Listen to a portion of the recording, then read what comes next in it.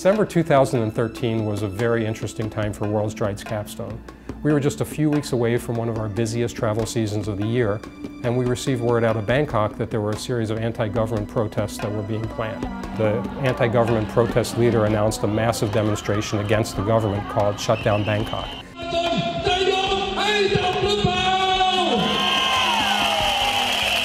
WorldStrides had 3 groups scheduled for Bangkok during January. The most critical period we felt was January 13th and 14th, the beginning of Shut Down Bangkok. At that time, there was a lot of uncertainty in terms of how widespread the protests were going to be, whether they were going to turn violent, whether they would spill over into other areas of the city.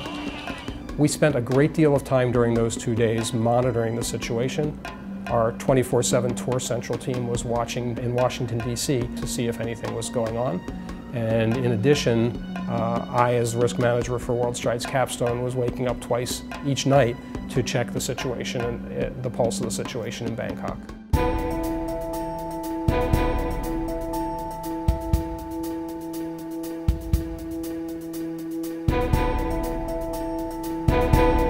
Most of the students were part of a Business Global Fellows program.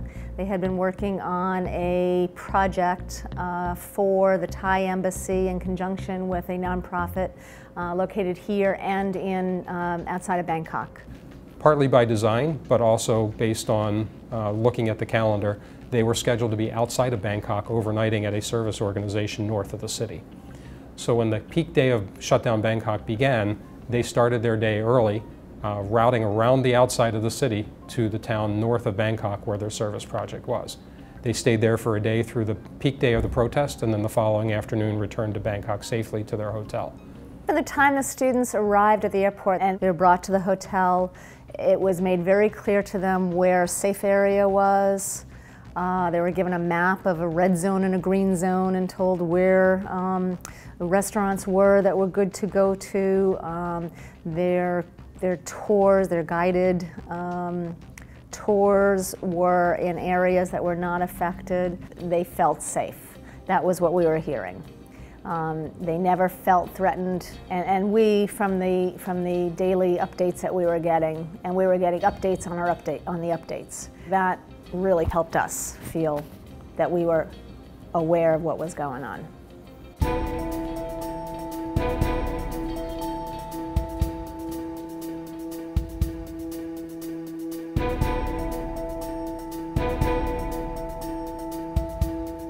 Early on, we had discussions about staying in Vietnam as a contingency plan. WorldStrides did a phenomenal job of being available to us 24/7, even back in the United States. So that was real. We had no choice but to deal with it in that manner, you know, kind of see how things happened on Monday, January 13th, and make what in essence was a last-minute decision as to how we would handle our arrival into Bangkok.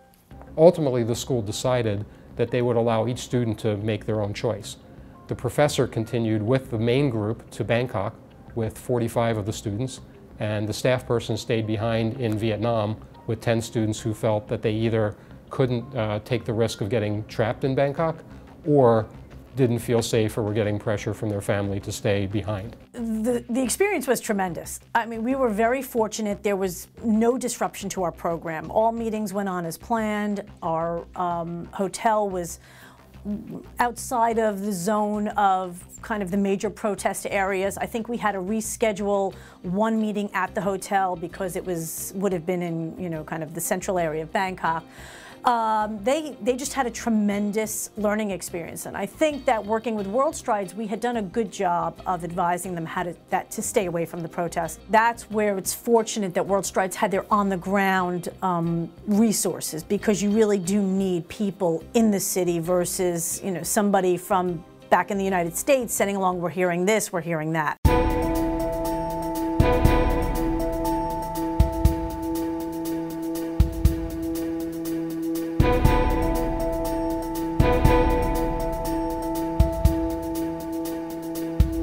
What impressed me most is early on, even in December, we did get information from WorldStrides, which basically listed out a number of different contingency plans. During their time in Mumbai is when the Shutdown Bangkok was announced, and we arranged conference calls with the faculty and staff overseas to talk through the situation with them. After that phone call, when the professor and the staff spoke with the students, they were really able to relay the information to them and give them, once again, not only general information about the trip, but really specifics as to how things were going to work exactly, even on each of our corporate visits, where they were located, how close or how far from what we refer to as the red zone. Fortunately, since everything was safe and they came home, that this is a trip that they'll never forget, and they'll never forget what they witnessed firsthand.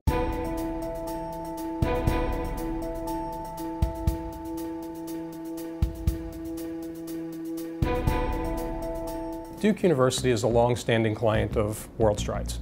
They had exchange students in Bangkok in January. Normally we don't work with exchange students because of the limited nature of services that they need. However, because the students were staying in housing that was very close to the protest area, they were feeling apprehensive during shutdown Bangkok, and the university contacted us for advice.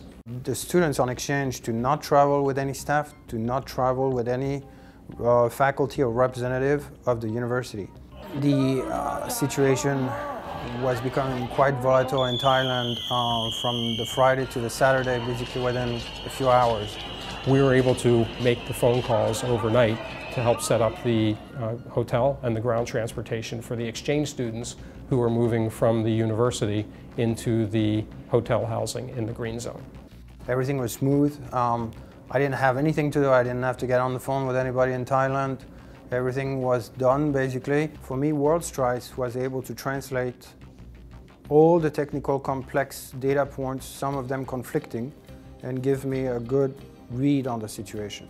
They are extremely happy to not have had to change their own travel plans and cut short their academic program, because those students are actually about to graduate. So if they had to cancel classes, even due to an unrest, it's a possibility that we would not have been to give them as many academic credits as needed for them to graduate on time in May. There would have been a huge opportunity cost if we had canceled the trip and had not been able to give the students that experience. We don't have any regrets because, as I said, the program was a complete success. The meetings were some of the best we've had on any global study tour. All of the senior executives were still willing to meet with us, the Bank of Thailand and Thai Airways, and there was little to no disruption to our schedule. I believe we made the right decisions throughout the entire process, and I have to credit that certainly to WorldStrides, because we really, I can't say enough how we were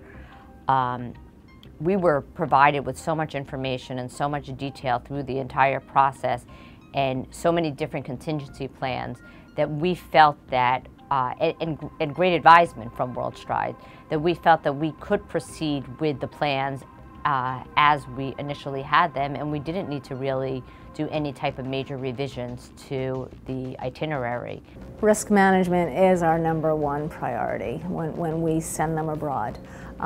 We feel comfortable having a relationship with a group that takes it equally as seriously, like WorldStrides does. I would imagine tens of thousands of dollars this would have cost us to have to reroute the whole program.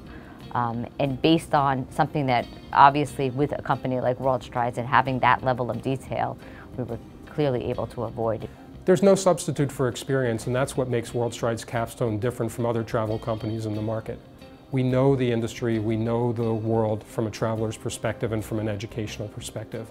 Supplement the knowledge with tools and resources like our 24/7 Tour Central team that works around the clock year-round, that is able to provide support for groups at times of crisis, and you have a winning combination that no one else is able to provide.